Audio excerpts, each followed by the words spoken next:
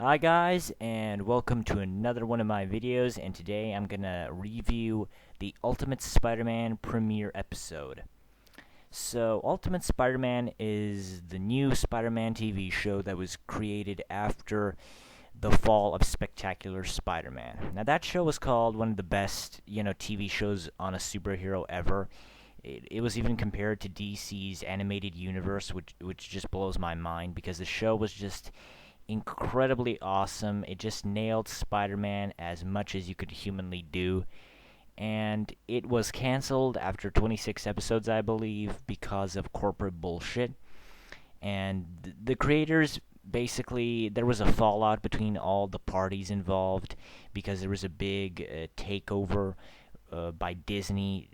Disney was basically taking over Marvel, and there was a big fallout between all the parties. And in the end, the show was canceled, and the creative team went on to create DC's new Young Justice series. So something good came out of that, and another good thing that came out of that is this new show. Now, I, for one, as a new comic book reader, I am sick and tired of the same Spider-Man story being told over and over and over again. And one of the things that actually intrigued me with this show was that Spider-Man is in high school. He is still 16 years old, but it doesn't focus on the high school drama as much.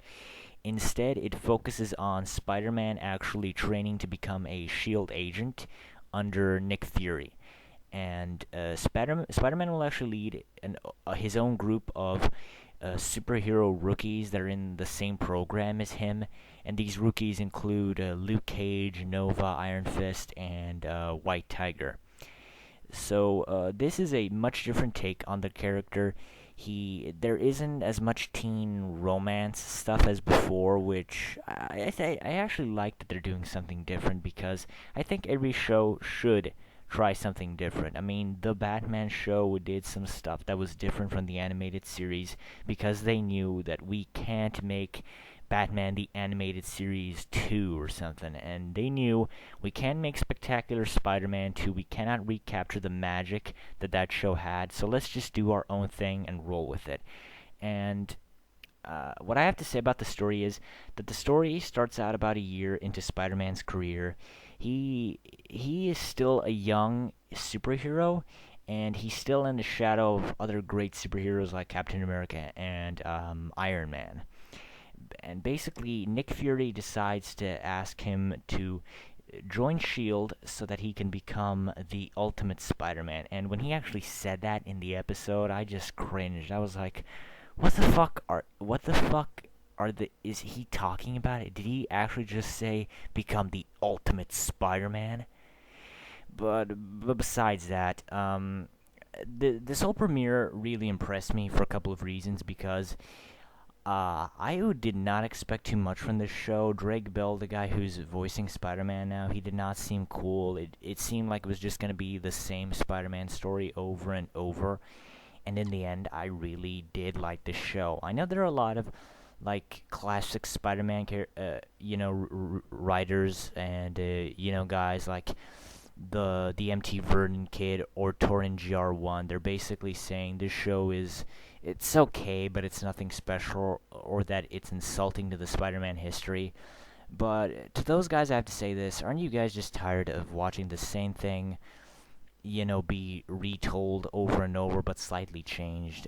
But I actually like the changes that they made, and it was a side of Spider-Man that isn't really explored, like at all. Even the comic books just show him as kind of this clown who's kind of in the Avengers, but no one takes him seriously. And this was the thing I wanted in the Ultimate Spider-Man comic book, because the Ultimate Spider-Man comic book, Nick Fury just left Spider-Man do his own thing, and in the end, Ultimate Spider-Man died. And here, he's actually taking care of him. He's trying to teach him more responsibility that, hey, it takes more to be a hero than just a fancy costume and superpowers.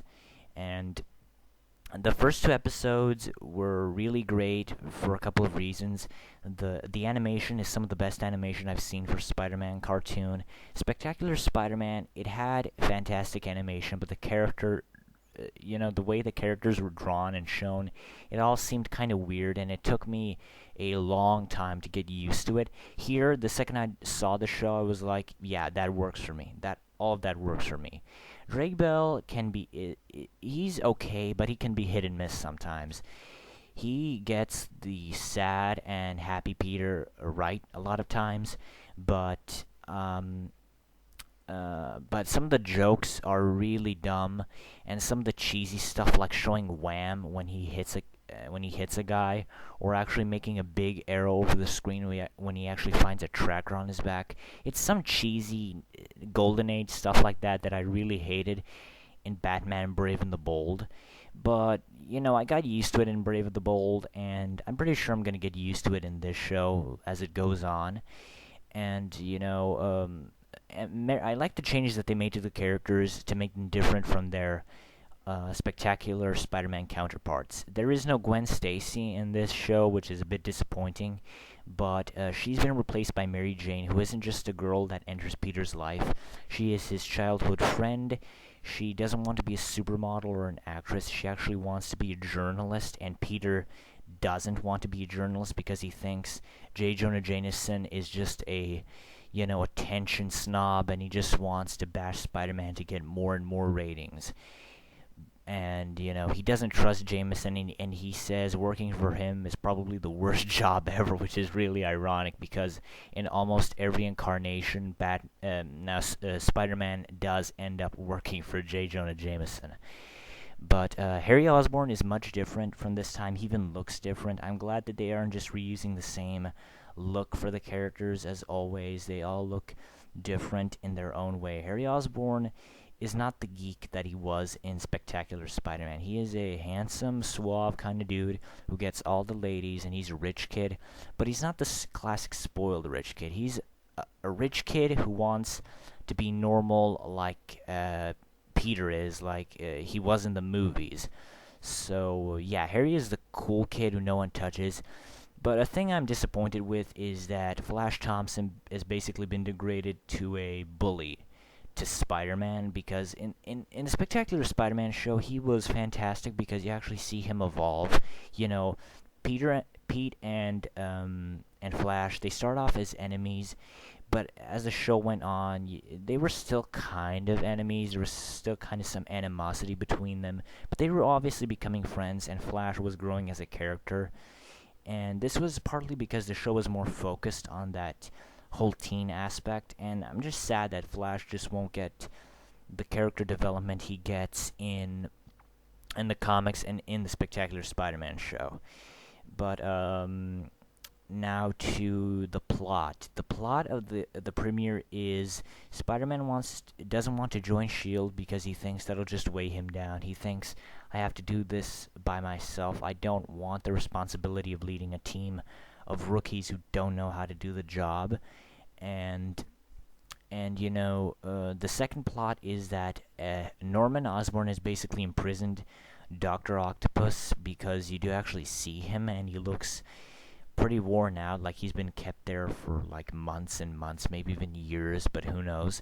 And basically Norman Osborn wants to capture Spider-Man so that he can create his own army of spider-enhanced soldiers and sell that to the highest bidder. But Norman Osborn is not like the careless, cruel father that he is in the comic books or in the Spectacular Spider-Man TV show. He actually cares about Harry. He likes Peter, but he also likes his son. He just wants him to focus more on his school because he knows that he's going to need it. And I'm actually glad that Norman Osborn is not an asshole in every continuity, and that someone actually had the balls to make him a caring father who just has trouble showing it. But that's pretty much all the good I have for the show. Some of the bad stuff is that Flash probably won't get any character development, and he was one of my favorites in the original Spectacular Spider-Man show. I am a bit disappointed that Gwen Stacy isn't gone, but yeah, I've always been an MJ fan, so that doesn't bother me too much. But it's the cheesy lines, the cheesy jokes, and some of that fourth wall breaking stuff. Spider-Man gets played like a buffoon here. He is not the geek anymore. He's not a scientist. Even in Spectacular Spider-Man, you could kind of see him as a scientist, but here he gets just shown a bit too much like a buffoon. I could kind of understand if he was brand new Spider-Man. He was just doing it for the thrill and he wasn't taking it seriously. I could kind of get that, but I mean, come on, dude. You've already been working at this for a year. Surely you've done enough stuff so you're more experienced. And even the trailers that were shown, there won't be like the classic Venom storyline. The Venom story's basically been done, which is actually glad. I'm actually glad for that. And the reason for that is because the Venom storyline has been so fucking overused in every continuity. The 90s show did it, Spectacular Spider-Man did it, Spider-Man Unlimited did it, the Ultimate Comic Book Universe did it. I mean, it's okay when you reuse the same story over and over, but I mean, it can work in a comic book, but in a TV show, after you see that thing happen like 5 times, it gets just freaking annoying. And I'm glad all of that stuff that's been seen 50 times already has already been done. It's probably going to be seen or mentioned, or the consequences of that are going to be seen and mentioned. And I'm glad that these guys are just going to focus on what's going on now instead of just reusing the same old, tired Spider-Man stories over and over and over. And I can't wait to see what Spider-Man's team is going to be like. Luke Cage and Spider-Man are friends in the comic books, and I really want to see that relationship develop in the future. Iron Fist is actually teaching Spider-Man Kung Fu, like in the comic books now, and they're also kind of friends. And Iron Fist is the guy who thinks Spider-Man is an idiot, but that he has potential to improve. Nova, I really don't know anything about Nova. He kind of seems like that guy who thinks just because I'm the strongest, I'm gonna be the leader, and that's that. And White Tiger is basically Tigra and from Kung Fu Panda, and Spider-Man is Po. She thinks Spider-Man is a complete dumbass. She doesn't like him or trust him, and that'll actually be pretty interesting to see how those guys actually become friends, like Tigress and Po do in the Kung Fu Panda series. So my final score for the Ultimate Spider-Man premiere has to be a 8 out of 10. A lot of people are gonna probably see this as a controversial thing, but I'm just one of those guys who's sick of seeing the same Spider-Man stuff done over and over and over, with just small changes just for the sake of making changes. And I'm glad that they're dealing with a new side of Spider-Man that's never been dealt before. They're just doing something new and interesting with the character, and I just can't wait to see this show go on. And that's pretty much it for me, guys. So please comment, rate, subscribe on the video if you want, and I'll see you next time. Bye.